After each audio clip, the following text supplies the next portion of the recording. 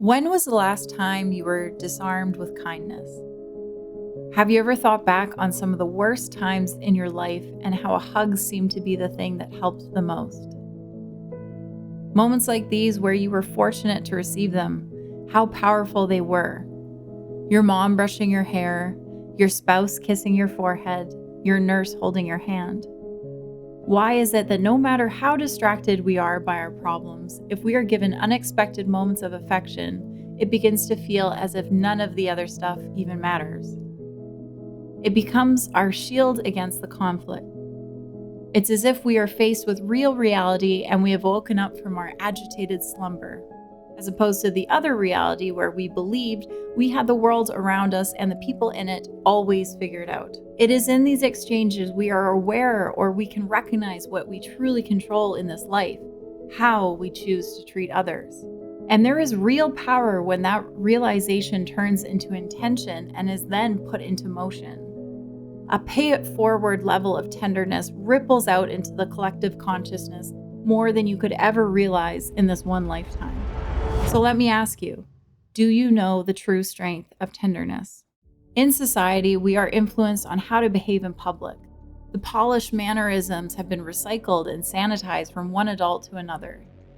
Then, as a result, we just start going through the motions when it comes to interacting with each other daily. We tell ourselves we only have a handful of social interactions, connections, or moments with strangers that we could possibly muster for a day. We begin operating through the monotony of how to show up for the world in ways that we have been conditioned to believe are the appropriate ways of conducting ourselves. What I began to learn and what I've liked about working in hospitals is that there is no time for all of that composure and pretending. There is no keeping your cards close to your chest. You are exposed. Like a nerve. You walk through the halls of a crowded hospital and people have to say everything out loud. When their last bowel movement was, what medications do they rely on, the weird rash they are experiencing. In one corner, you have people puking in $3,000 suits, and in another, an 80-year-old with a broken hip lined up waiting to see the doctor alongside a 17-year-old who's ODing on fentanyl. There is no time for small talk, and no one is judging you for the dirt under your unpolished fingernail. You are reminded that you are just a human, an animal wearing a costume that likes to look at a glass screen to communicate how they are feeling. It's a sobering experience, but a real one. For patients, it's extremely hard because all of their boundaries have to go out the window quickly.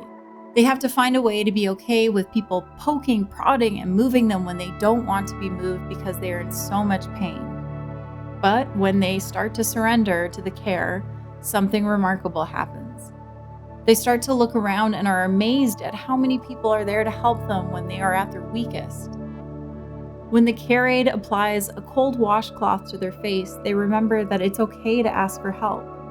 They can recognize the much needed tenderness, and then they can finally work with the caretakers and their own body even, and begin to heal by leaning into the vulnerability of it all. Any hospital worker you ask if they like their job could give you a mixed answer. They might say, I operate in the trenches and it's a semi-controlled chaos most of the time. But when I connect with a patient, when I get to see them go home with their families, those moments make it worth it. The more exposure we experience as a human, the more resilient and adaptable we become. Then through this skill set, we develop a deeper appreciation for those moments when we can truly be affectionate and tender. It feels like the consolation prize for having to endure so many battles. A moment I will never forget was when I was living in Vancouver and riding home along one of the main bridges. I left my restaurant job late that night feeling sorry for myself when I noticed two men were fighting and about to go over the side of the bridge. I had to pull over. As I got closer, it turned out that the smaller, younger man was trying so desperately to hurl himself over to commit suicide, and this stranger was putting himself at risk to save him. I decided to jump in and help, as did so many others passing by. Together, we worked as a team to restrain him from going over. However, he had adrenaline pumping through him, so he was absurdly strong in this moment of desperation. As we struggled, a thought began to emerge in me. Try touching his back softly. Try to comfort him. Put your hand on him, gently. It's probably what he needs right now. I placed my hand on his bare back and I began speaking as gently as I possibly could. I told him, "It's okay. It's gonna be okay." I kept repeating that, and soon enough I felt him start to give in. A few moments later, he crumbled into me and fully collapsed. I held him in my lap and he sobbed and finally accepted the help from all of us. In this moment of connecting with this young stranger, nothing else existed. There was just a human who remarkably didn't end his own life that night.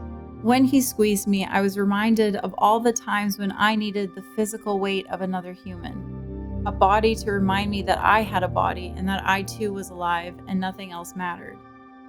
It reminded me of being too young to be on my own and just praying that I would receive a hug that day or get the chance to make someone laugh. We need connection with others, not to keep ourselves amused, but to remind us that we are alive, we are felt, and that our existence matters whether we realize it yet or not.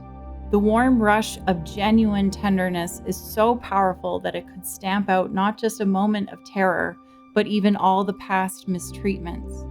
It's so powerful that it can replant us back into the ground and remind us it's worth it to keep going. Tenderness is here to teach us what true strength is. By practicing it, we gain emotional intelligence, which allows us to navigate complex social situations with grace and empathy. It even can lead us down one of the most difficult paths to go down: forgiveness.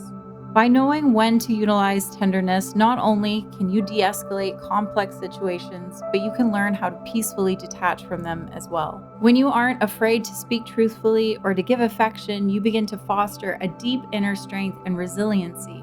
You recognize the code of insecurities and pain in others and know how to separate yourself from their outward aggression.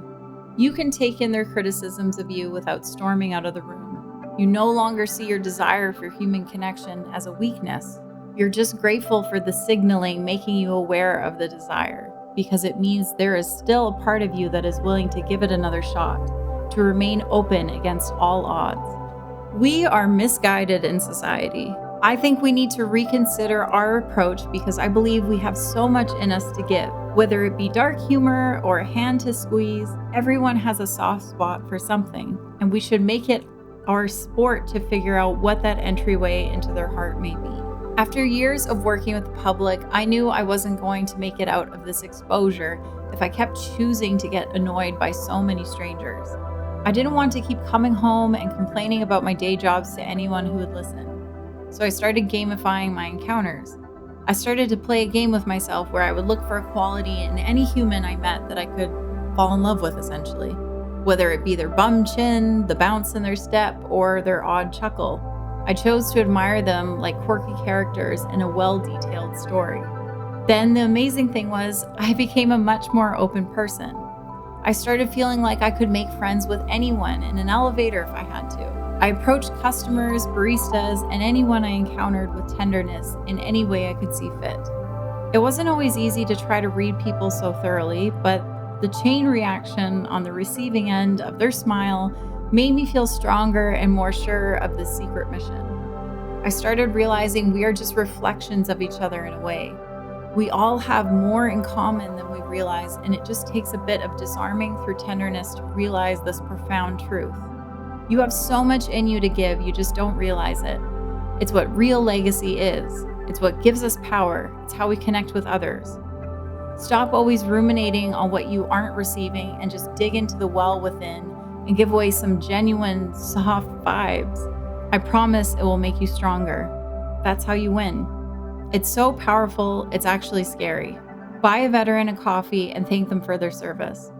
Offer to do your friend's laundry that just had a baby. Stop focusing so much on what your partner is not doing for you. Start asking yourself, what else can I do for them? Once again, we mirror behavior. Practice being a better listener and reach for the person's hand. Thank a server's manager if they gave really good service. Pick someone up from the airport and don't groan about it. We have such a capacity for giving. The voices trying to grab your attention would try to convince you otherwise. But we have no idea how much generosity we have in us to express. It's a universe of endless possibilities. It just takes a strong person who insists on the sentiment.